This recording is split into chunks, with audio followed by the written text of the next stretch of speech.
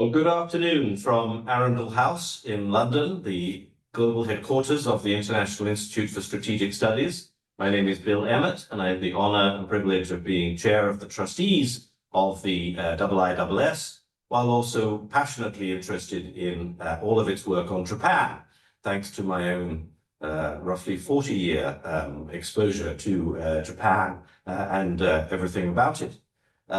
We are here to launch a magnificent new IISS book, Japan and the IISS, which covers or features writings from an immensely long history of the relationships between the IISS and Japan, with writers going back right to almost the origin of the IISS in 1958.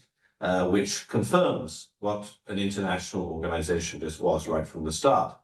We have a terrific panel to air some of the ideas from the book, but also then to field your questions. As says on the slide, please submit your questions at any time using the Q&A function, and I will get to as many of them as I possibly can as chair.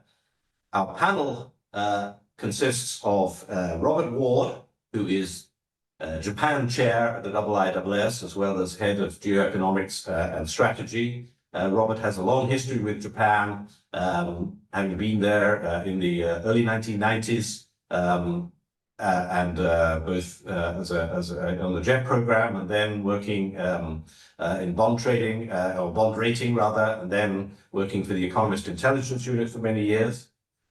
He's actually on the line from Tokyo. Also in Tokyo, we have our good friend Hosoya Yuichi, professor of international politics at Keio University and director of research at the Asia Pacific Initiative in Tokyo. Hosoya Sensei has written a splendid essay for this book. Next to me here in London is Yuka Yuka, who is a research fellow for security and technology policy at the IISS. And speaking to us from Bologna, we have Mathieu Le Breton, who was the research assistant at IISS, who had the task of assembling this work out of our archives. We will go each of them, and he's now working at SAIS John Hopkins, presently in Bologna, and in the future in Washington. We will go in the order that I've introduced, with Robert first, then Hosoya Sensei, then Koshino-san, and then Mathieu. And then at the end of that, we will open to your questions. I will no doubt put in a few pesky questions of my own, but nevertheless, I look forward very much to a great discussion about Japan and the IISS. So without further ado, Robert, over to you. Thank you, Bill. I just, if you can hear trains outside the window, I'm not far from the Yamanote line in Tokyo, so apologies if there are train noises occasionally. Before I start, though, in true Oscars form, but without the tears, I'd like to say a big thanks to a few of the brilliant IISS colleagues who you can't see on the screen, but who supported the project, and I think who deserve call-outs. First is to Ben Rode, who's editor of the Adelphi series and who allowed us to do the book in the first place and secured a generous page count from our publishers. Second is to Alice Aveson, James Parker, and Ravi Gopar, and the editorial and design teams who created beautiful design for this book and cleaned up our text and also beautified our text. And third, to the comms team for the publicity, and of course to our IT team, who also always ensure that these events run smoothly. I'd also like to mention and to raise a virtual glass to Dr. Robert O'Neill, a distinguished scholar and who also IISS director in 1982 to 87 and chair of the IISS Advisory Council in 1996 to 2001. We were privileged to be able to interview Bob for this project at the end of last year. He died, unfortunately, sadly, earlier this year. Bob did much to bring Asia into the IISS, and he was thrilled when he heard that we were doing this project, and he was wonderful to talk to. and entertained us with some fine pen portraits of Prime Minister Nakasone Yasuhiro, whom he met on a number of occasions. And he provided generously some of the photographs that you can find, some of the wonderful photographs actually too, that you can find in the book. So to Japan, and very briefly, why we did this book. First, of course, because, and we would say this because we are on the Japan chair, and some of us sitting in Japan, because Japan matters. Since World War II, Japan's geographical position has made it strategically vital. Just think about its role in the 1950 to 53 Korean War, or in the Vietnam War, when Prime Minister Sato Eisaku allowed US bombers to use bases in Okinawa, or more broadly in the centrality of the US-Japan security alliance. For the importance of that for maintaining regional security. Geography has long made Japan's position challenging, but I think it's fair to say that Japan's strategic environment has rarely been so difficult as it is now. Indeed, the government said in its historic end 2022 updated national security strategy, when it sort of underscored this, I think, when it described Japan's strategic environment as now as the most severe and complex that it's been since the end of World War II.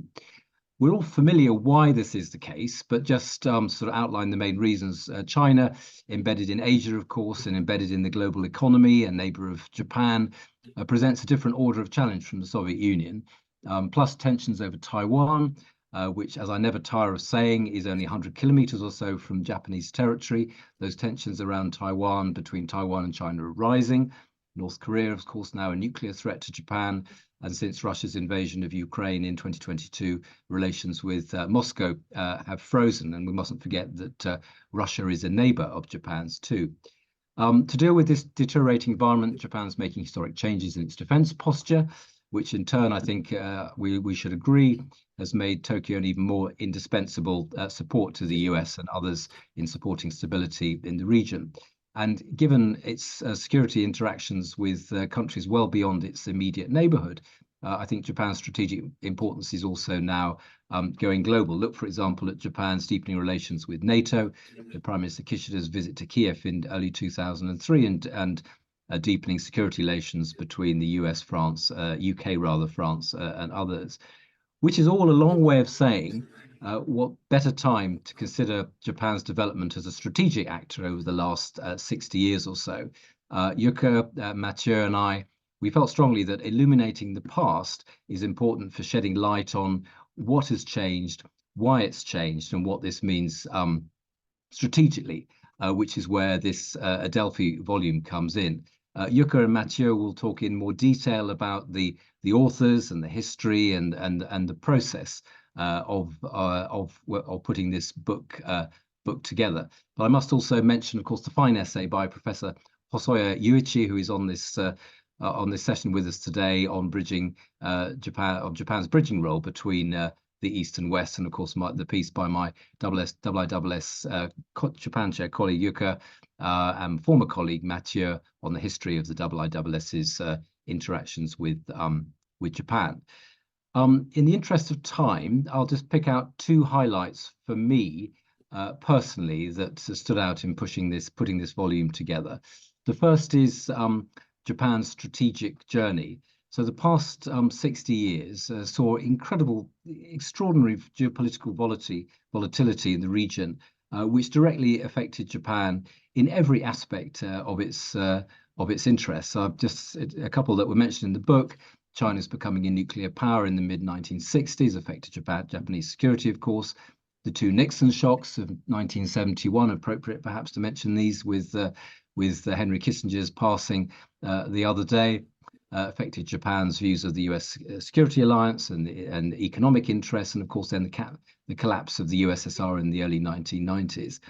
Although Japan wasn't strategically inert in this period, one important example of agency, I think, is Japan trying to create agency, is Prime Minister Tanaka Kakue's quick restoration of diplomatic relations between Japan and China in 1972. Japan was often reactive and defining its strategies in response to the actions of others in this period, a period, of course, of the Yoshida Doctrine and so on. And this sort of compare and contrast, I think, puts the intensity of Japan's current diplomatic activity into perspective. Two examples of this, I think, you can find in the two speeches by Japanese prime ministers to the IISS Shangri-La dialogue, which we have in the volume. The first Prime Minister Abe Shinzo in 2014, and the second by Prime Minister Kishida Fumio in 2022, both of whom articulate this greater sense of urgency, I think, in terms of Japan trying to shape the region in line with its interests. The second thing that stood out for me was the consistent trends. Of course, Japan has had a persistent need to triangulate relations between great powers, whether it's US, China, Soviet Union, and so on. Of course, there's been a consistent advocacy of nuclear non-proliferation, which you can find evidence of in this volume. But just to sort of hone in a little bit on China, which I think in this volume is particularly interested, I'll pick out a couple of quotes from that struck me. One is from Royama Michio, who is international politics scholar and professor emeritus at Sophia University in Tokyo, when he was writing in 1967, and he describes China as, quote, a Japanese obsession, and Asia as, quote, essentially an arc around the periphery of China, which perhaps sort of resonates in some respects today. And even in the 1960s, Royama was speaking of China's tacit national objective of achieving great power status, eventually to defeat Soviet leadership of the socialist world and American leadership of the imperialist bourgeois world. So a little bit sort of prescience there as well. Another favorite quote, before I move on to the conclusion, comes from Bessho Koro, who among many distinguished roles was former Japanese ambassador to the Republic of Korea, and now it's the Grand Chamberlain of the Imperial Household Agency. And Bessho-san doubts in his piece that integrating China into the rules-based order, he's writing in 1999, would be easy given China's history, in which, and I quote, in theory, there were no boundaries between the empire and neighboring nations, and thus China is not part of Asia. Asia is China's periphery in the Chinese view. Again, a sort of, prescient, I think. To conclude, I will give the last word to Kosaka Masataka, who will be known to many of you, a professor of international politics at Kyoto University and a member of the IISS's Advisory Council from 1977 to 1996, and an early advocate for Japan as a rule shaper. And he points to Japan's connectedness to its external environment, which I think is a thread sort of running through this book as well. In his Adelphi paper from 1973, Kosaka points to, and I quote, Japan's belief in world interdependence. Now, Japan has moved beyond the economic focus that Kosaka had in mind, to including bolstering its own defense capabilities to support stability in the Indo-Pacific, or as Dr. Funabashi Yoichi, who will be known to many of you and was also a member of the IISS Advisory Council, as Funabashi Sensei said in his 2019 Alistair Buchan lecture, which again we've published in this book, that Japan becomes a rule shaper and a proactive stabilizer in the Asia-Pacific and beyond. So by my sort of final word, we hope that this book sheds some light on this really quite important strategic journey for what is becoming a very important strategic actor globally, as well as in a sort of modest way to highlight the IISS's contribution to the evolution of Japanese strategic culture. And with that, Bill, I'll pass it back to you. Thank you very much, Robert, for that very splendid tour d'horizon of the book and of our relationship with Japan. As you spoke, it made me think, perhaps because his obituaries have been in the paper so much, as to what Henry Kissinger would have thought about all of this. Henry Kissinger could be described as having had a China obsession. I would say probably did see Asia as being essentially China's periphery. And perhaps that's a sort of food for thought about it, where he could never quite make sense of Japan's geostrategic position in the post-war world. But I know one person who definitely can make sense of it, and that is Hosoya Sensei, Japan as a bridge between the West and Asia.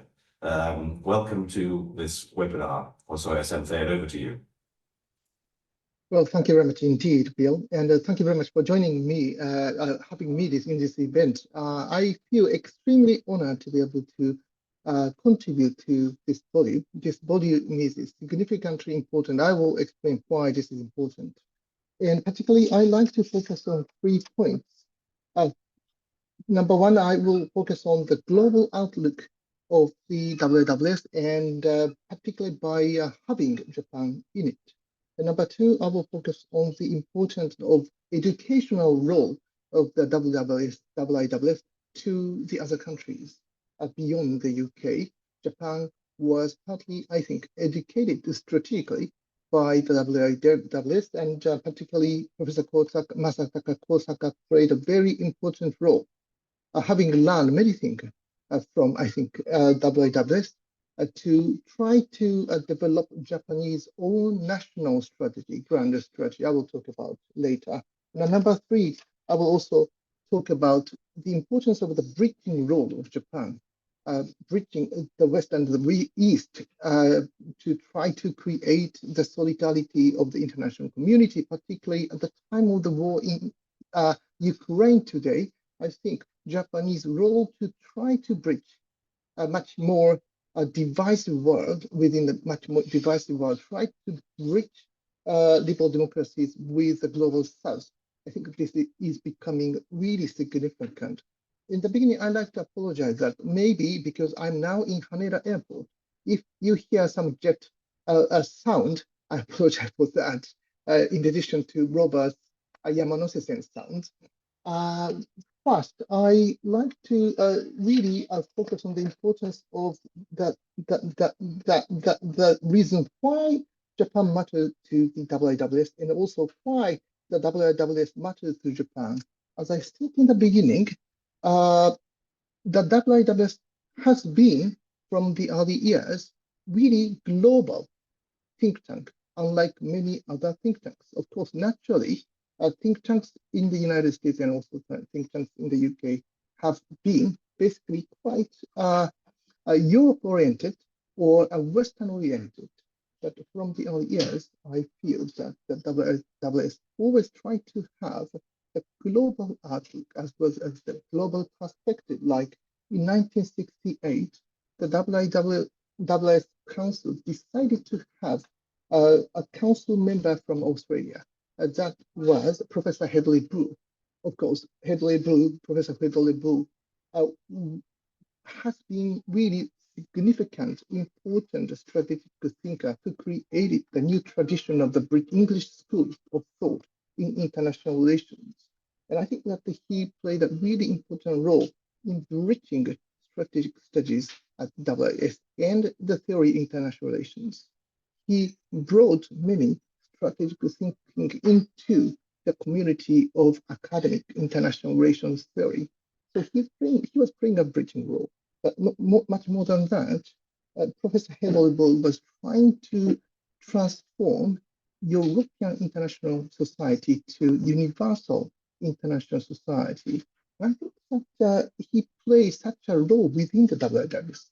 So by having Professor Hedley, I think that the IISS could have much broader perspective. Who actually was professor at Australian National University, where I'm now heading to tomorrow. I will have a meeting there. And actually, he moved from ANU to the LSE and also then Oxford. So Professor Hedley has been educating so many youngsters who became afterwards really famous in the community of international relations. And also in 1977, Professor Masataka Kosaka joined in the council of the IISS. And his role was significant because he was the first non-Western member within the council. And he played a really important role in trying to broaden the scope of the discussion, I think, within the council of the IISS. Maybe he was quite new to the others, but by putting some of the strategic thinking in himself, I mean, that Professor Kosaka, he could many things. He could brought many things to Japan. And around that time, in 1976, Masataka Kotaka played a really important role in drafting the outline of the first Japan's basic defense, the first national defense program guidelines, and that basic concept of his strategic thought, which is defined as basic defense capability, which has survived until the early 2010. I mean, in 2010, at the time of the DPJ government, created a new concept for defense strategy of Japan that was called a much more flexible defense capabilities. So this is quite new, but until the time, the basic strategic thinking of Kosaka Matataka had to survive nearly 4 decades. So that was significant. I am sure that he learned many things from that discussion within the IISS. Then I'd like to focus on the importance of bridging role in addition to educational role of the IISS. I think that Japan has been always quite difficult in defining its own identity. As no Western country, Japan was trying to become a trusted liberal democracy. So Japan has been always thinking that Japan needs to bridge two communities. On one hand, Japan belonged to liberal democratic camp. At the same time, Japan always tried to understand the language of the global East, of the language of the developing countries. So like this year, as the hosting country of the G7 meeting, I think that Japan has been trying to bridge the G7 countries with G20 countries over the global south by bridging two different communities, or bridging the West and the East. I think Japan has been playing an important role in bringing or reviving, I think, the solidarity in international community. I mainly wrote these kind of things in my chapter, so I'm really glad if you have some comments to my talk or either to my chapter. Thank you very much. I end here. Thank you very, very much, Hosoya Sensei. I do thoroughly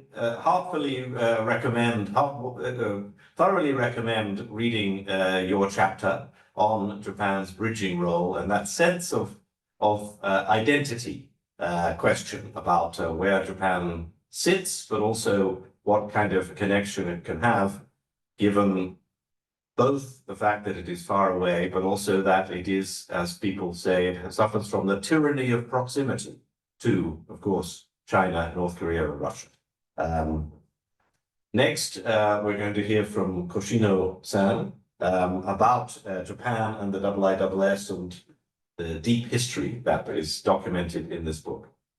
Thank you very much, Bill. I would just like to start by saying that it has been an absolute joy digging through the IISS archives and also interviewing former Japanese diplomats, scholars, and IISS directors of the past year with Matthew to learn about the IISS history since its establishment in 1958, as well as its links. In my remarks, I would like to introduce several highlights from my co-authored chapter on how the IISS served as a bridge between Japanese and Western strategic thinking. So the IISS links with Japan started to grow in the 1960s. So when the Institute was founded in 1958, during the Cold War, the Institute's predominant focus was, of course, on Europe and the US strategic issues. But in 1963, the council that Hosoya Sensei mentioned, which is the governing body of the IISS, began to conduct a major review of its international standing. And Japan was actually selected as one of the target countries for the IISS to expand its global reach.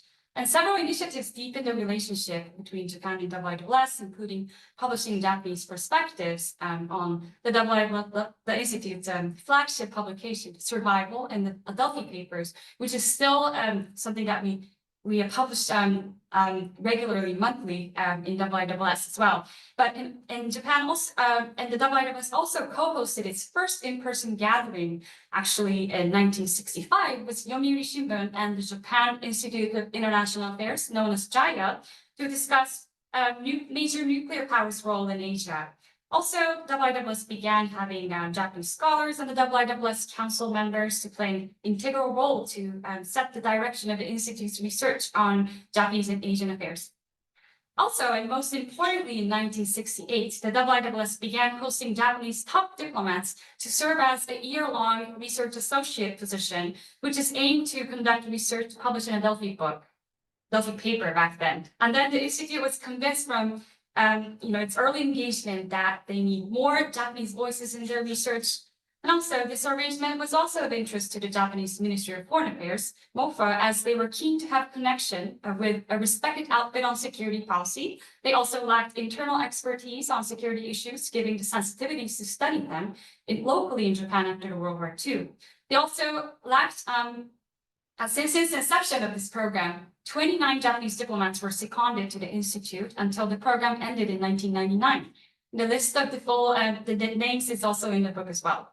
So in the 1970s, the IISS began to engage more widely with the expert community in Japan and served as a hub for them so that it can make impacts both ways to each other's strategic community. So this was important because it was after the Vietnam War in the 1970s, and Japan began searching for its new role in the multipolar regional and global strategic environment, with Nixon's opening to China, as we discussed, and in 1972, and Japan's growing presence as an economic actor. A prominent example is, of course, Professor Kosaka Masataka that both Robert and Hosoya Sensei already mentioned. So he wrote 3 Adelphi papers, and he served as a research associate in 1973, and later served on the IISS Council for nearly a decade. He was also known to be an outspoken, controversial at some times, and brought refreshing images of Japanese academics among the Western community for arguing that Japan had to have a more serious international security role. This is a quote that I used from the past IISS director, Kristen Bertram. And then the IISS also served as a model for and a source of inspirations for some of the Japanese think tanks, such as the Research Institute for Peace and Security, RIPS, which is Heiwa Anzen Hosho Kinkyujo, a security studies think tank with international perspective, established in 1978 by Professor Inoki Masamichi, who is also an advisor to Kosaka Masataka Sensei as well. So these developments and interactions are important because only a handful of scholars were involved in security studies in post-war Japan, and due to the political sensitivity of the issue. And our record shows that most of them are actually linked to the IISS at some format. And in the 1980s, the IISS Japan ties have intensified, driven by the IISS then director, Robert O'Neill, the Institute's first Australian director who sought to analyze Asian security and its implications for the Western policymakers. And 2 key events were particularly important. One was Prime Minister Nakasone Yasuhito's delivery of the 1984 Alistair Buchan Memorial Lecture, where he spoke about how Japan needed to take on a greater international role and responsibility and shift from a passive to active diplomatic and security posture and to influence events if possible. So having served in the Japanese Imperial Navy during the World War II and as a Director General of the Japanese Defense Agency between 1970 and 71, Nakasone possessed deep insights on Japanese security and defense policies. He was keen on enhancing Japan's defense posture as well to meet the challenges, especially driven by the Soviet Union's military buildup in the 1980s. So according to O'Neill, Nakasone looked positively on the IISS as a source of expertise. Another one was the IISS's 28th annual conference, which was held in Kyoto for its international members. And it was basically the annual conference was the largest convening hosted by the IISS during that time. And the one in Kyoto was actually the first one to be held in a non-NATO country. Several senior figures attended this event, including former US Secretary of State, Henry Kissinger, and the timing was also important as the credibility of the US extended deterrence was under question during the negotiations of the INF Treaty. Japan's strong participation and IISS's presence in Japan demonstrated to the global strategic community that Japan's approaches to security were actually changing. Also important to note that dedicated support by Japanese IISS members and IISS former research associates, such as Ambassador Sato Yukio, who served in the role between 1979 and 80, played an instrumental role in bringing together this conference, including sending invitations, fundraising from Japanese companies like Sony back then, and then also writing opening speeches for the Foreign Minister, Kuranari Tadashi. So the 2 events hosted during the Soviet military buildup in Asia demonstrated the interconnectedness between Europe and Asia's security and how Asian perspectives can actually provide new frameworks for expanding the scope and effectiveness of strategic analysis. So now in the 1990s, the IISS again conducted a major review in its activities during the dramatically changing global strategic landscape driven by the end of the Cold War first in the 1989 and then also the Gulf War in the 1990s. So the IISS community began to also recognize the potential threats posed by China quite early on, even before the 21st century. And Japan itself is also seeking to define its role in the rapidly changing global environment. So the nature of the IISS relationship have drastically changed after Sir John Shipman became the director of the IISS in 1993, and he drastically expanded the IISS research and convening activities and capacities, resulting in the end of the MOFA secondment program. So first, the two major ministerial level dialogues were established. The first, the IISS Shangri-La dialogue, and then in 2002, and then the IISS Manama dialogue in 2004, a premier security summits for the Asia Pacific and then the Gulf respectively. So the SLD altered the Institute's relationship with Japan in several ways. So first, it brought in senior defense officials directly to together discuss regional security policies in an informal setting. And then also the annual nature of the forum underscored the IISS's permanent presence in Asia. And secondly, the SLD increased the IISS profile within the Japanese policymakers, government, and broader public, with Asahi Shimbun becoming the sponsor since its inception. And since the beginning, Japanese defense ministers have attended every year, and two prime ministers, Abe Shinzo and in 2014 and Kishida Fumio in 2022, made keynote speeches, as mentioned by Robert earlier as well. And then the second new channel was to facilitate direct intellectual engagement with Japan, was the setting up the Japan Tour program in 2019 to provide a first-class policy relevant analysis on Japanese security issues for our global audience with the generous funding from the Abe administration. So Robert was appointed the inaugural Japan Chair in December 2029, and I was humbly appointed as the first research fellow for the Japanese defense and security policy in January 2020, with general support from the API and Matsumoto-san and Sanada-san. So as the first Japan chair in the region, we have set the mission to serve as the hub for Japan studies in Europe and beyond. So the dynamic strategic environment after the World War II, including the end of the Cold War, the rise of China, including the Cold War and the rise of China in the Pacific region, reinvigorated transatlantic and Pacific strategic cooperation following Russia's invasion of Ukraine in 2022 and transformed both the IISS and Japan's role in the international security affairs. And the relationship between Japan and the IISS, which originally fostered by the several IISS directors, engaged IISS members, and MOFA research associates, have expanded to encompass regular direct engagement with the cabinet ministers, senior policymakers, and experts. The establishment of a permanent research program has further enabled the Institute to continue publishing analysis on Japan's transformation of its security policies and share Tokyo with more than 60 years of expertise on European and global international affairs to support such translation. So today is actually my last day at the IISS as a full-time staff after serving for 4 years. But I'm sure that the strong team here will continue to find innovative and diverse ways to engage with Japan. And I really look forward to following that journey as well. Thank you. Thank you very, very much, Yuka, both for that splendid overview, but also for all the work you've done while you've been at the IISS. And I wish you every success in your in your university career in Japan. Your mention of that 1984 Nakasone Yasuhiro Alistair Buchan lecture makes me feel old, however, since at that time I was a young foreign correspondent for The Economist in Tokyo at the time. I didn't listen to his lecture, which was a great mistake on my part. But I'm going to pass on, finally, last but not least, to Mathieu Le Breton, who's worked as the research assistant on this project, about what he found in our archives. Over to you, Mathieu.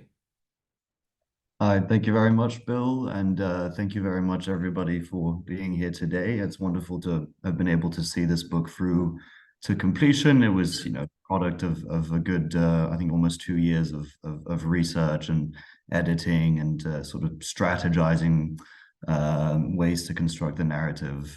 So I'll just quickly touch on the process of creating the book, or a book like this, which is not a collection of memoirs, but a collection of essays dating from the 1960s until today. And then also what I learned, and I think what people can generally learn from reading this book. So the book itself was kind of a prelude to a PhD. What is being republished now is perhaps a fifth or almost a 10th, to be honest, if you count all the Adelphis, of all of the material that the IISS has published from Japanese authors. So there really is a wealth of material out there, and we tried to sift through all that great material and find the essays or the perspectives that gave the book diversity of subjects and topics, or also geographical focuses or thematic focuses as well. In creating the narrative for the book, it was pretty essential to go through the archives of the IISS. This in and of itself was very interesting. I mean, just reading, it's things such as reading director's notes or meetings between Alistair Buchan or even meetings with Prime Minister Nakasone. So just sort of going through all of this material and seeing how from the Japanese side and also the IISS side, there was sort of this mutual desire for engagement, and how in IISS meetings, they had really identified sort of a way for Japan to begin developing its strategic studies community. And this really leads to the Second D program that was created in the 70s, and the 29 or so, I believe, Second Ds that came yearly to the IISS. Interviewing them was pretty essential, I think, in also helping inform the book, both the essays we would republish and our original essays as well. Most of these Second Ds, as I believe Robert O'Neill had said, went on to become high-flying members in the Ministry of Foreign Affairs in Japan, ambassadors to the US, to Korea, the United Nations, all of this. So all of these at the sort of midpoint in their career had, according to them, a very valuable year at the IISS in London. They were really able for a year to sink their teeth into long-term research projects and think about things as one of the interviewees, one of the people we interviewed said, in government, you think about things in very short term a lot of the time. You don't have time to kind of strategize necessarily, or think about an essay topic over years or decades. And so this really gave them the ability to sit down, think, look at the world as it was at the time and think about where it might be in the coming decades. And so a lot of that mentality is actually reflected through the republished material, which we're very happy to share. A few other things, the timeline, for example, and the collection of photos, I think added a nice little touch to the book. Each decade is complete with the key events, so 30 or so key events that happened in Japan and around the world in that decade to sort of guide the reader through what the essays from that decade talk about.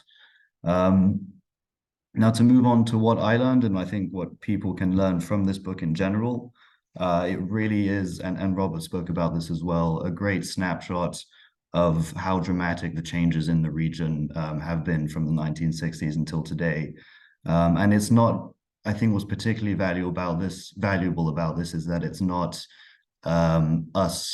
it's not just us looking back on how dramatic these changes are, but it's authors, scholars, practitioners, looking at these changes as they are happening, again, from the 60s until today. So as you can mention, the end of the Vietnam War, or the renegotiation of the INF Treaty, so on and so forth, and obviously to the end of the Cold War. So it's very interesting to get to see how the region and Japan and China were viewed, both from within Japan and also outside. And I think you also get to really see a shift from the Japanese perspective on its role in international affairs and that of Europe. You can sort of see it en direct or live in the book as you read through the republished material. Japan was very much a regional player during the Cold War, although as we have mentioned, not really stepping into its full potential or meeting its full potential. And so the sort of shift in mindset to a more involved role from Japan side in international affairs, but also Europe side, and Japan and Japanese practitioners and scholars realizing the sort of how essential links between itself and Europe will become in the future. And this is very much reflected throughout the book. And now lastly, and this is, I suppose I'm currently studying at Johns Hopkins IISS, so sort of analytical frameworks and mindsets is something that we're very much focusing on here as I go through my strategic studies. Is we have scholars in this book, we have scholars, we have practitioners, we have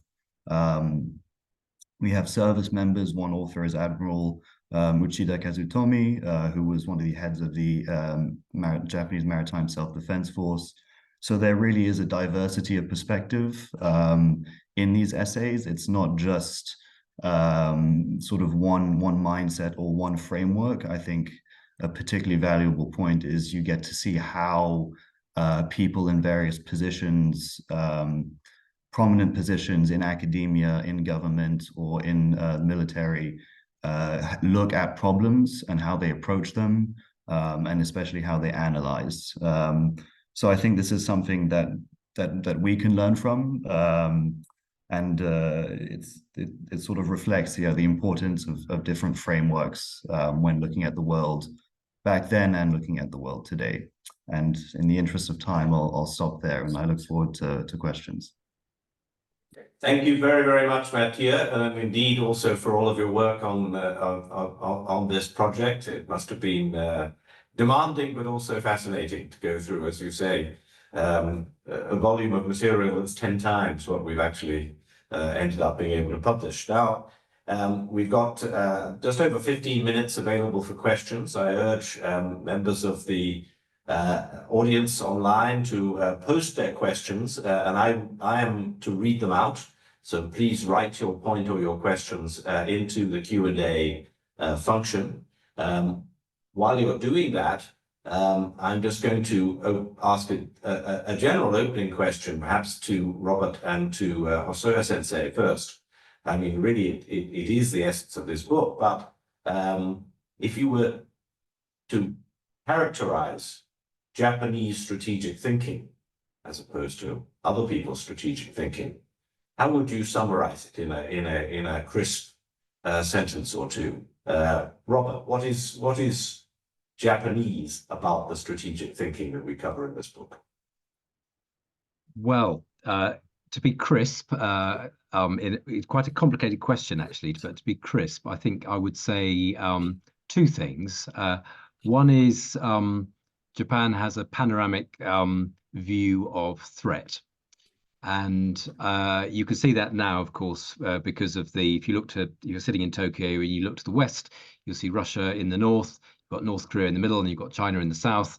I can't think of any other G7 country that has that degree of risk of hostility, potential hostility, as close geographically as Japan.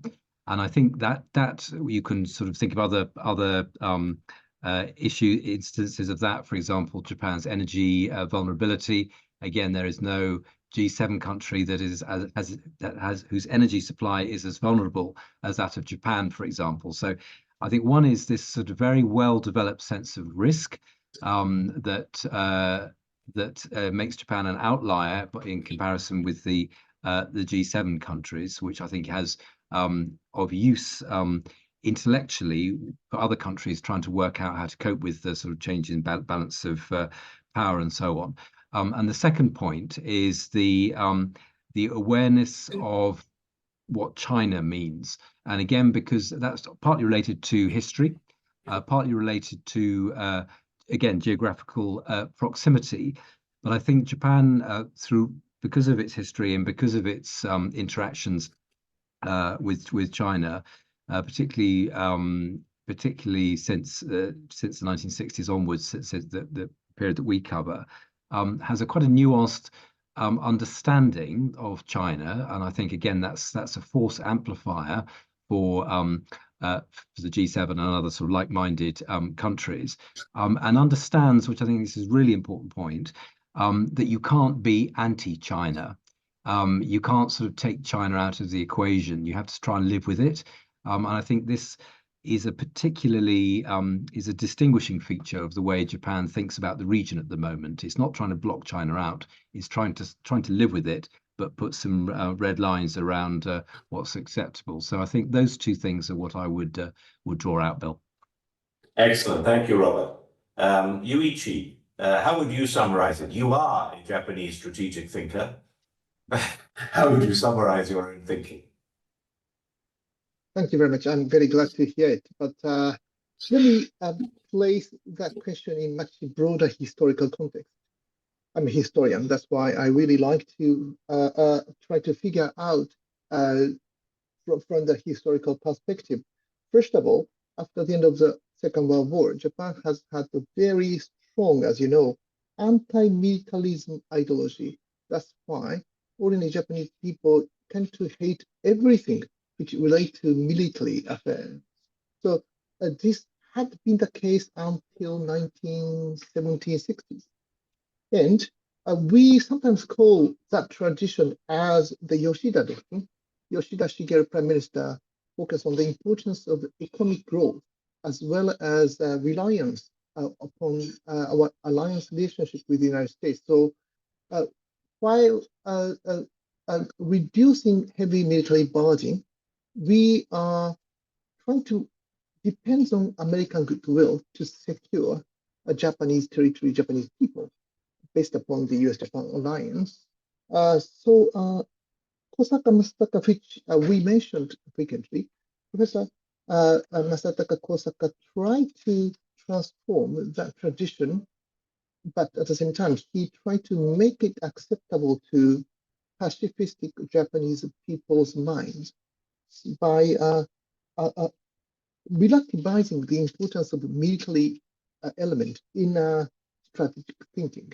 So by adding military element, at the same time, he tried to create something quite comprehensive. So under the Masayoshi Ohira's administration, Kosaka Masataka played a central role in creating a new strategic concept of comprehensive security, which relativized the importance of military tool. So Ohira was really a very, very strong link with Yoshida Shigeru. He is a mainstream within the LDP ruling party, and Kishida Fumio, he has been in the same line of Kochikai as some kind of a center left wing within the LDP party. So we have seen the continuation of the Yoshida doctrine until Shinzo Abe. I was really glad that I was included in the Prime Minister Shinzo Abe's advice panel to transform the strategy with security legislation, because Shinzo Abe wanted to enlarge Japanese security role as well as a Japanese much more proactive contribution to peace in the international community. So I think that the Prime Minister Abe wanted to relativize the Yoshida doctrine by enlarging a little bit more security military element in Japanese strategic thinking. And that's why I was happy to say that I was able to draft Japan's first national security doctrine, the national security strategy paper in 2013 under the Prime Minister Shinzo Abe. I truly understood the importance, historical importance of transforming Japanese strategy, because Japan cannot simply rely on the goodwill of American people and the goodwill of Chinese people. America is becoming much more inward-looking, and Chinese people has been trying to transform the regional order by using much more military muscle. So in a sense, I think that the Yoshida doctrine should be transformed, and Abe did it. So that's why I think that we are now under the new strategic thinking of Shinzo Abe, which emphasizes a little bit more a military aspect of strategic thinking in it. Thank you very much. That's very interesting and it conveys Japan's position both as a bridge, but also as, to some degree, not a victim perhaps, but anyway, your position in between the US and China, and that's the way in which strategic thinking has to look in both directions.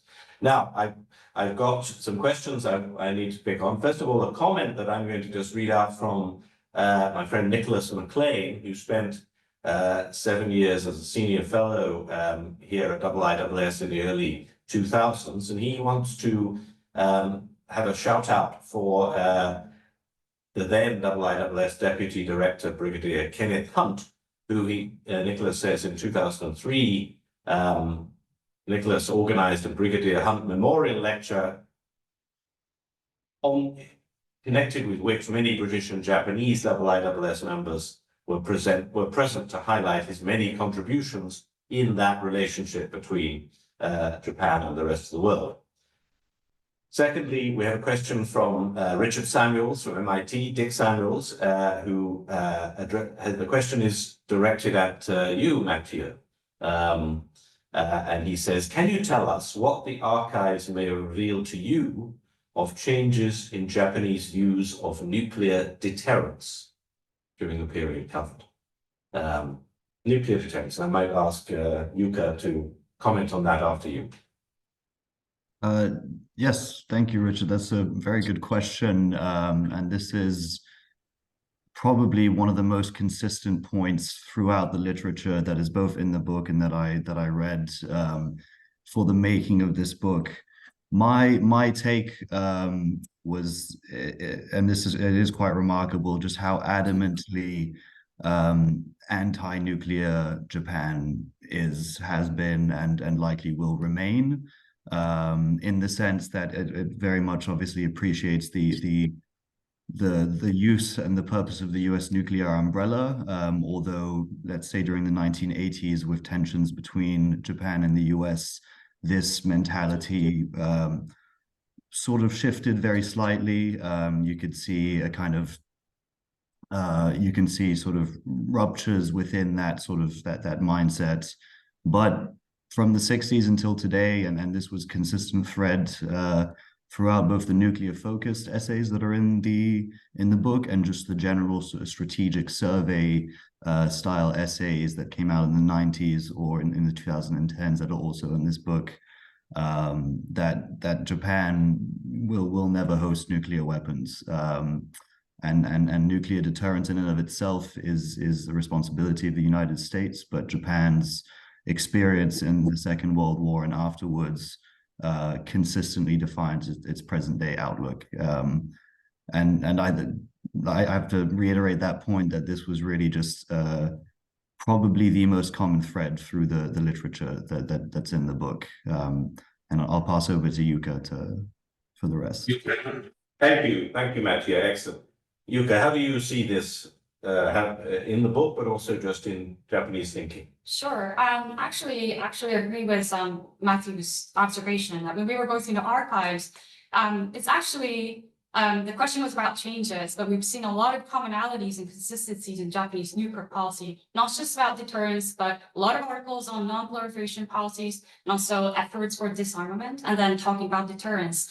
And a prominent example with 2 chapters in this book, which is the speech by Prime Minister Nagasone, and then also Foreign Minister Kuranagi-san. And they both talked about, so in my opening remarks, then I talked about the context of this was a time of arms, control negotiations around the INF Treaty. So again, in this Nagasone speech, he talks about deterrence and nuclear disarmament. Maybe one change that I would probably also point out is really this, and the reason why I talked about these 2 speeches is this is the time when Japan started to show its interest in trying to influence the arms control negotiations or influence U.S. thinking. So this is also the time when the SS-20 was in question, and this is probably, especially Foreign Minister Kuranagi's speeches, according to Ambassador Sato that we interviewed, this is the first time that the Japanese foreign minister talked about this issue in quite a comprehensive way on that Japan will never accept a policy where U.S. will prioritize the missile deterrence and nuclear deterrence in Europe, and then so he tried to make a speech that will prevent decoupling of Asian security and nuclear deterrence from the conversation. So I would say there's a lot of consistency, but there's interesting points on when Japan started to kind of show its initiative. I also wanted to add, I really appreciate Mr. McLean's point about Brigadier Hunt and Kenneth Hunt, and we actually talk a lot about him in the chapters, including a forward note from Sir Tripman. We mentioned him, and he also received the Order of the Rising Sun because of his contribution to influencing and supporting the growth of Japanese strategic community. Splendid. And of course, on this nuclear issue, the journalist in me wants to ask whether what we're seeing is Hone or Tatemai on this issue all the way through the book. Of course, you would only get Tatemai in articles by Japanese diplomats. That's their duty.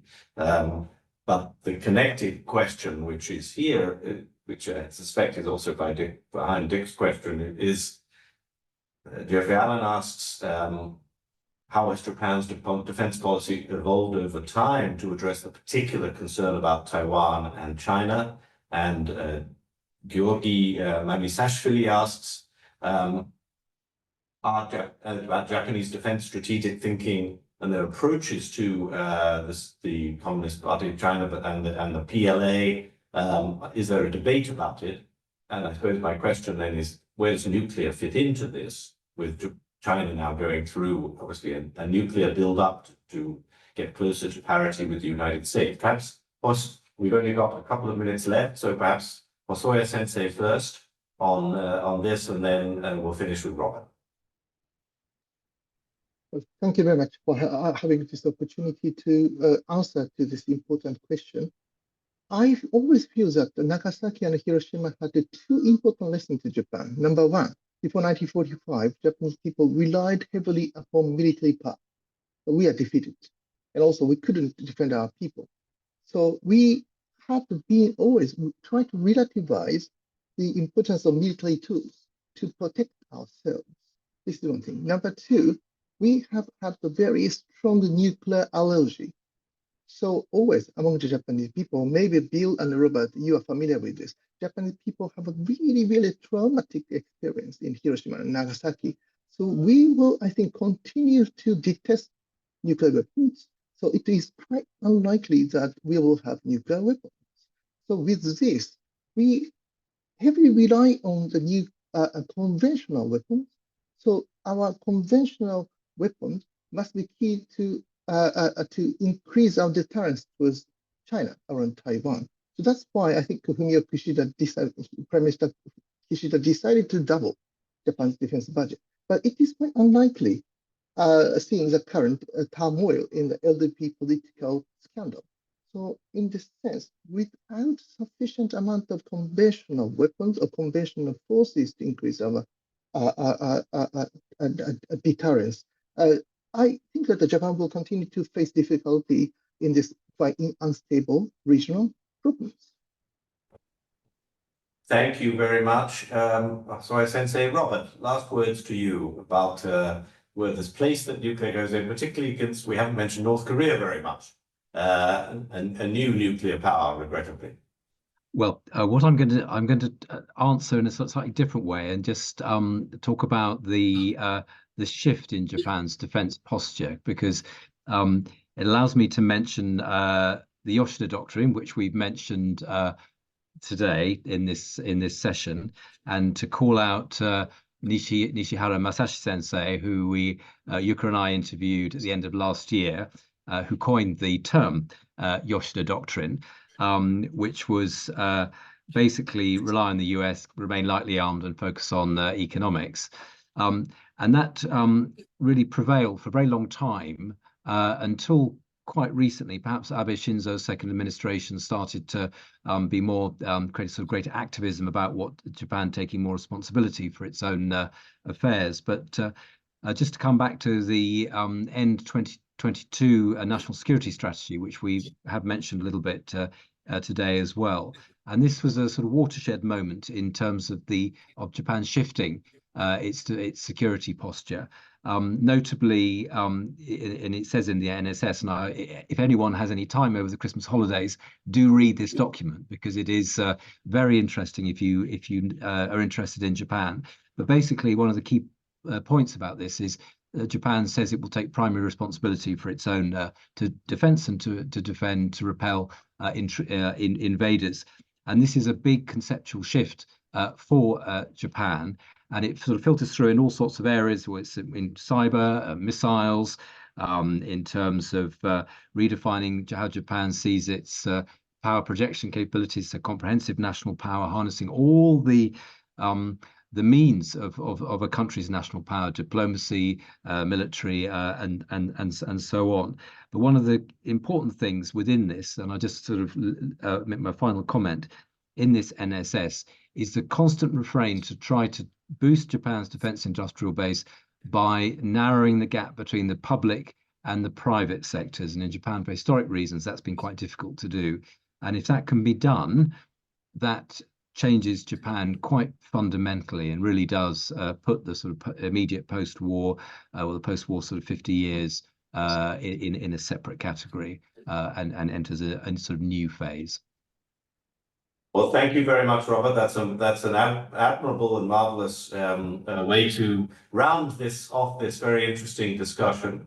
And it reminds us that this is a constantly evolving question. Japanese strategic thinking and Japan's interaction with the IISS will continue into the future. And I'm convinced that in 25 years' time, another volume of such a book would be very well worth putting together, based on Japanese thinking in the new era that Robert has just crystallized, just described, and how it proves to have evolved under the very many pressures under which it is at. But let me thank warmly our panel: Robert Ward, Osoya Yuichi, Koshino Yuka, and Mathieu Le Breton, for your contributions both to the book and to this excellent discussion.